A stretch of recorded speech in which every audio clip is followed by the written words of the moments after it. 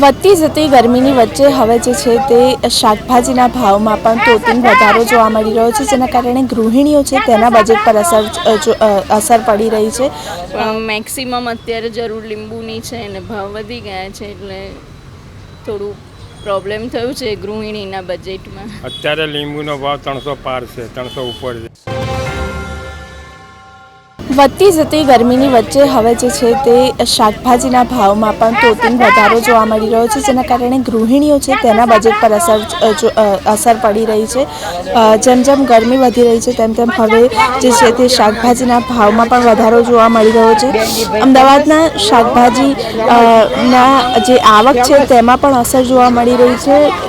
શાકભાજીની આવક જે છે તે ઘટવાના કારણે જે છે તે ભાવ વધેલા જોવા મળી રહ્યા છે અને ખાસ કરીને આની શાકભાજીના ભાવ વધ્યા છે, જેના કારણે આની જે સીધી જ અસર જે છે તે ગૃહિણીઓના બજેટ પર જોવા મળી રહી છે. બેન, શું નામ છે તમારું?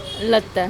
લતાબેન, અત્યારે લીંબુના ભાવ વધ્યા છે, કેટલા ભાવ અત્યારે જોવા મળી રહ્યા છે અને કેટલી ચિંતા છે? અત્યારે સમરમાં સૌથી વધારે લીંબુની જરૂરિયાત હોય છે.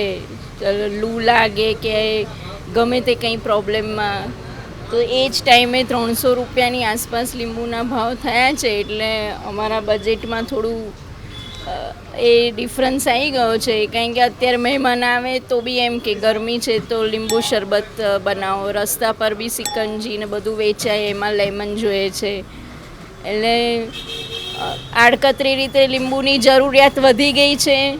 હવે ખબર નહીં પુરવઠો છે નહીં છે, એના લીધે ભાવ વધી ગયા છે અને મેક્સિમમ જરૂરિયાત જ્યારે સમરમાં જ લીંબુની હોય એ જ ટાઈમે ભાવ બહુ વધારે વધી ગયા છે.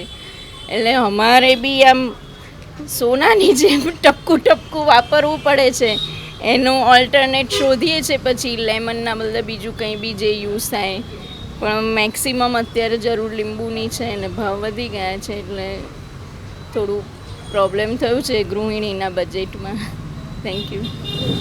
અત્યારે લીંબુનો ભાવ 300 પાર છે, 300 ઉપર છે. અત્યારે ગરમીમાં લીંબુ ઓછા આવે છે અને અત્યારે જરૂર બધાને ઘરમાં પડે છે. અત્યારે લીંબુ 300થી ઉપર છે. આમ નોર્મલ 200 રૂપિયા કિલો હોય છે, અત્યારે 300 પાર થઈ ગયા છે. લીંબુની આવક ઓછી છે અને લીંબુની જરૂરત તો અત્યારે ગરમીમાં બધાને પડે છે.